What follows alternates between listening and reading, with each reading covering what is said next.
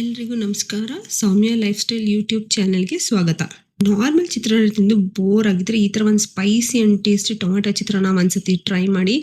ನಿಮ್ಮ ಮನೇಲಿ ಎಲ್ರಿಗೂ ಖಂಡಿತ ಇಷ್ಟ ಆಗುತ್ತೆ. ಟ್ರೈ ಮಾಡ್ತೀರಾ ಅಲ್ವಾ?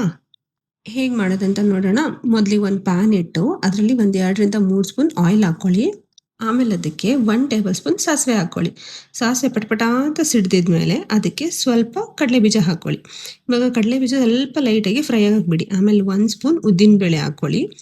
ಆಮೇಲೆ 1 ಸ್ಪೂನ್ ಕಡಲೆಬೇಳೆ ಹಾಕ್ಕೊಳ್ಳಿ.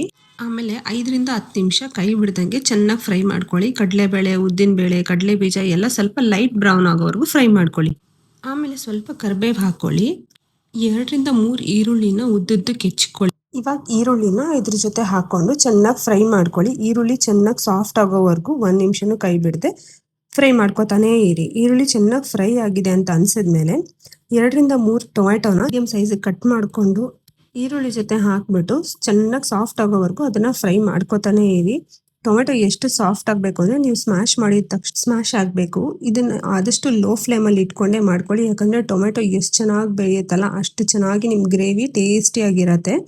ಸೊ ಇವಾಗ ಟೊಮೆಟೊ ಲೈಟಾಗಿ ಫ್ರೈ ಆಗ್ತಾ ಇದೆ. ಸೊ ಹಾಗೆ ಕೈ ಬಿಡ್ದಂಗೆ ಒಂದು 5ರಿಂದ 10 ನಿಮಿಷ ಚೆನ್ನಾಗಿ ಫ್ರೈ ಮಾಡ್ಕೊಳ್ಳಿ. ಇವಾಗ ಟೊಮೆಟೊ ನೋಡಿ ಸ್ವಲ್ಪ ನೀರು ಬಿಟ್ಕೊಂಡಿದೆ. ಇವಾಗ ಸಾಫ್ಟ್ ಆಗ್ತಾ ಇದೆ ಟೊಮೆಟೊ. ಒಂದು 5 ನಿಮಿಷ ಲೋ ಫ್ಲೇಮಲ್ಲಿ ಇಟ್ಬಿಡಿ. ಟೊಮೆಟೊ ಇನ್ನೂ ಚೆನ್ನಾಗಿ ಕುಕ್ ಆಗುತ್ತೆ. ಇವಾಗ ಟೊಮೆಟೊ ಕುಕ್ ಆಗಿದೆ. ಅದಕ್ಕೆ ಒಂದು ಅರ್ಧ ಸ್ಪೂನ್ ಅರಿಶಿನ ಪುಡಿ ಹಾಕ್ಕೊಳ್ಳೋಣ. ನಾನಿಲ್ಲಿ ಕಾಶ್ಮೀರಿ ಚಿಲ್ಲಿ ತೊಗೊಂಡಿದ್ದೀನಿ. ಸೊ 1ರಿಂದ 2 ಸ್ಪೂನ್ ನಾನು ಹಾಕ್ಕೊಂಡಿದ್ದೀನಿ. ಯಾಕಂದರೆ ನಂಗೆ ಸ್ವಲ್ಪ ಖಾರ ಇದ್ದರೆ ಇಷ್ಟ ಆಗುತ್ತೆ.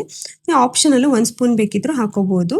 ಸೊ ಅದು ಹಾಕಿದ ಮೇಲೆ ಸ್ವಲ್ಪ ರುಚಿಗೆ ತಕ್ಕಷ್ಟು ಉಪ್ಪು ಹಾಕ್ಕೊಳ್ಳಿ. ಉಪ್ಪು ಹಾಕ್ಕೊಂಡಾದ್ಮೇಲೆ ಎಲ್ಲನೂ ಚೆನ್ನಾಗಿ ಮಿಕ್ಸ್ ಮಾಡ್ಕೊತಾ ಹೋಗಿ.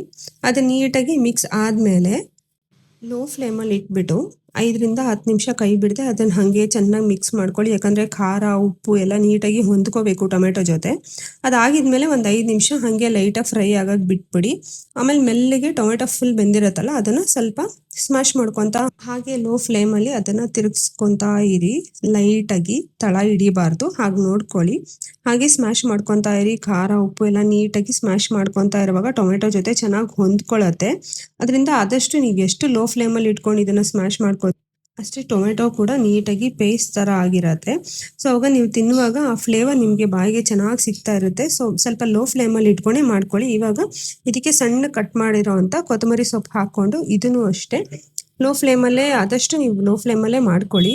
ಯಾಕಂದರೆ ತಳ ಹಿಡಿಯೋ ಚಾನ್ಸಸ್ ಇರಲ್ಲ. ತಳ ಹಿಡಿದ್ಬಿಟ್ರೆ ಟೇಸ್ಟೇ ಚೇಂಜ್ ಆಗಿಬಿಡುತ್ತೆ. ಮೆಲ್ಲಗೆ ಅದನ್ನು ಕೈ ಆಡ್ಕೋತಾ ಹೋಗಿ. ಆಲ್ರೆಡಿ ಟೊಮೆಟೊದಲ್ಲಿ ನೀರು ಇರೋದ್ರಿಂದ ಮತ್ತೆ ನೀವು ನೀರು ಹಾಕೋ ಅವಶ್ಯಕತೆ ಇರಲ್ಲ. ಇವಾಗ ಇದನ್ನು ಚೆನ್ನಾಗಿ ಮಿಕ್ಸ್ ಮಾಡ್ಕೊಳ್ಳಿ. ಟೇಸ್ಟಿಯಾಗಿರೋ ಟೊಮೆಟೊ ಗೊಜ್ಜು ರೆಡಿ ಆಗಿದೆ.